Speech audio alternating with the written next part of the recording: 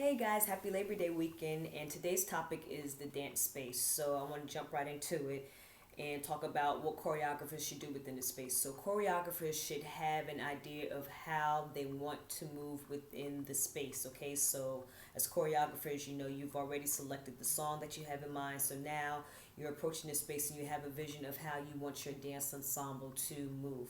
And this is two reasons why this tip is very helpful. Number one, it saves you time. Number two, it cuts down moments of frustration. I'll give you an example. This prevents praise dance leaders from always worrying about the time on the clock.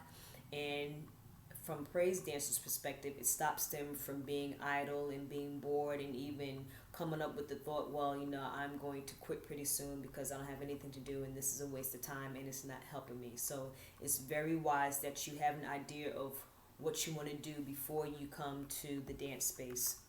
Next, I want to discuss is four ways to approach a dance space. So, number one, you want to teach moves to specific verses or the chorus of the song. And I give great examples within my Tuesdays episode, Praise Dance Song Selection. And I teach an episode where you can break down the lyrics and think about what type of movements that you want to apply to the song. So, if you go back on Tuesdays, you can definitely see that video, and this will really help you to give you an idea of how you want your vision to manifest within the dance ensemble. Number two, you can write and record. You can write down your steps and counts in a notebook. You can use a recording device. So if you're listening to a song and there's a certain verse or a line that catches your ear, you go, oh my gosh, that was great. And you can record your thoughts right there and then on how you want, your dancers to move to that line. You can also use a video device. You can use your camera, you can use your phone, you can use your computer, whatever you have that you want to record the steps that you created. And then you have that option to go back and look and say, that was okay. Oh, I like this. Like maybe I can combine the two. You can keep this or you can scrap that. So it's very good to write down or record your steps. Number three, I think this is very great. You can experiment with your dancers. And this process is called improv, and you can get a number of dancers of your choice. It could be one, it could be three, it could be five, or it could be the whole ensemble.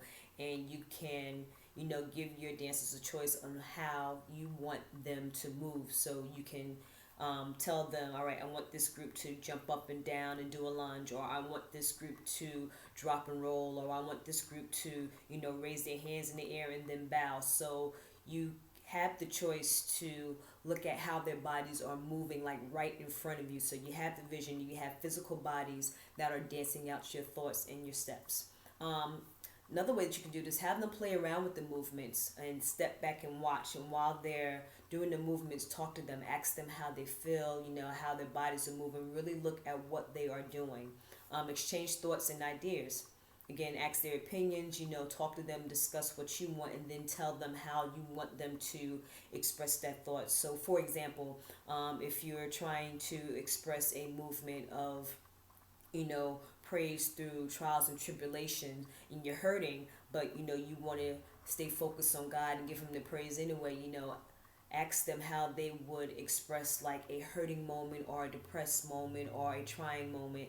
How would they describe that movement? But in the end, they're striving to trust in God and to give Him the praise. So that's just one example. You want to talk to them through the process. This is a very key component for choreographers to discover, their process and what they're doing. Just develops a more intimate process for them to connect to the praise dance song. And again, you can go back on Tuesdays and look at that episode where you break down the lyrics and you ask yourself questions.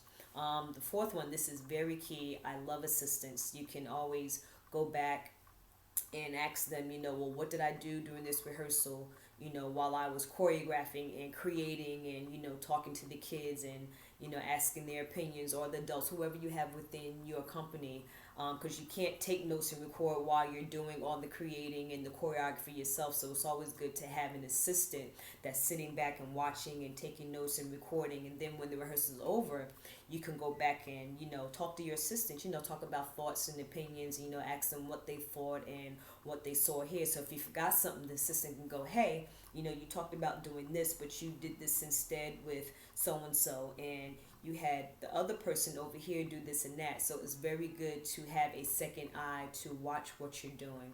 Okay, guys, that was it. I hope this was helpful. So again, this is just how you can approach your dance rehearsal space. Subscribe to this channel, put your thoughts and opinions within the box, and I look forward to seeing you next week. Okay, God bless. Take care. Goodbye.